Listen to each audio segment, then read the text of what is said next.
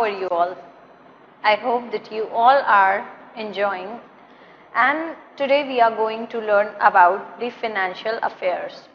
As per the paper 4 of CSEET, we are going to discuss about the national affair and international affair, as well as now the next we are going to learn about the financial affair. So let's have a look upon the recent financial updates of our nation.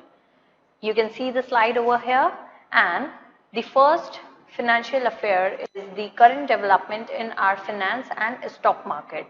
Here the first topic I am going to tell you about the disinvestment in LIC.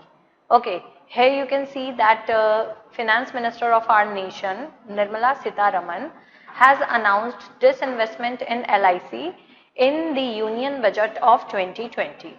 Okay, now here you can see some key highlight points that LIC is the initial public offer. By the initial public offer, our finance minister has announced that to sell a part of its holding, whatever part government is holding in LIC, they are going to sell out that part.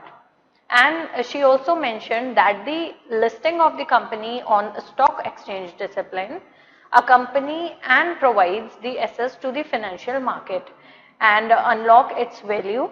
So it is also giving opportunity for the retail investors to participate in wealth so created. Okay, so here the all the investors are now ready to purchase the shares of LIC, and they can take this opportunity and they can invest their wealth in LIC.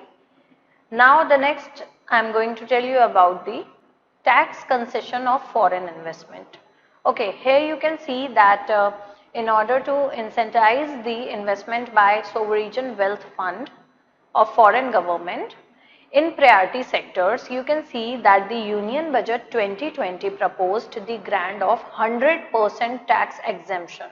So let me highlight this point. It is really very important that in our Union Budget there is grant of 100% tax exemption to the interest, dividend and capital gain in the income in respect to the investment made in infrastructure and other notified sectors. Okay, so this is also very important that infrastructure and some other notified sector, and it is before 31st of March 2024.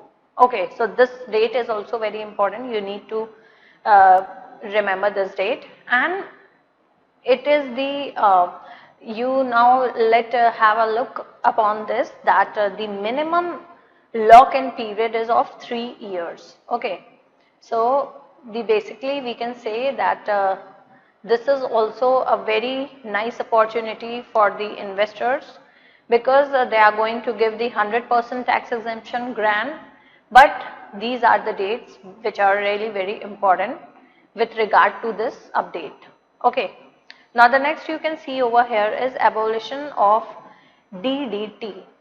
Here DDT is the dividend distribution tax and the concessional corporate tax. Now what is the DDT and how they have abolished it, that I am going to tell you. As you can see over here that by deduction or by abolition of any kind of tax, government is attracting the investors, because if they are getting this opportunity, or if they are getting chance to abolish any kind of tax, it means that their liabilities are reducing, and when their liabilities are reducing, then it is a golden opportunity for all the investors. Now how this DDT is going to work upon in our market, let's have a look. That to attract the Indian equity market, government has took this decision in Union Budget 2020, and the DDT is dividend distribution tax.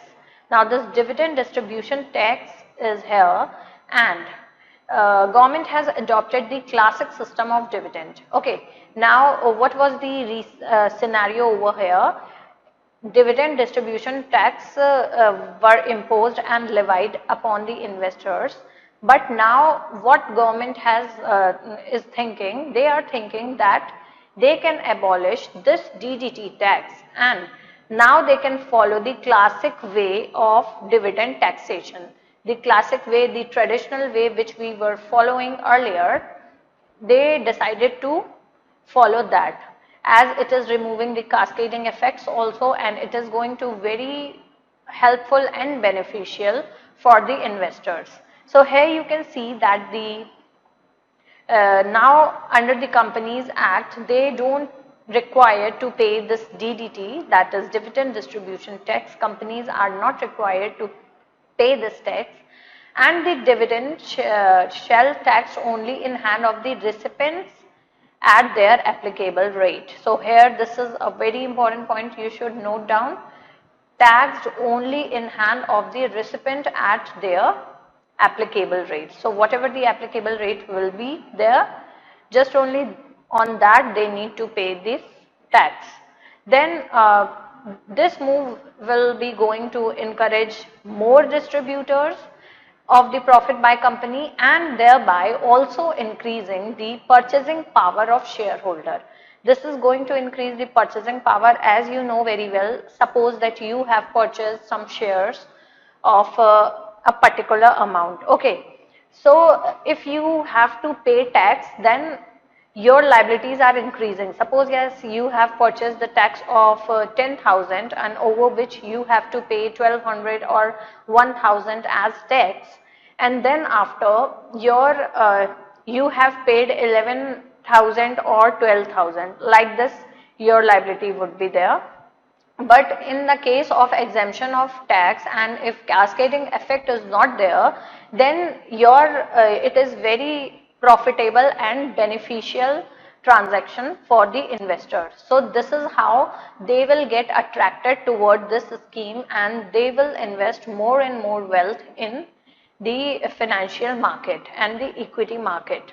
Then after, you can see that this will also attract the global investors as well, because it is going to benefit the global investors also, as by DDT, when there was DDT applicable, at that time they need to pay more amount, but now in case of abolition of DDT, they don't need to pay this much amount. Okay, so it is going to attract the global investors also as well as the local investors also.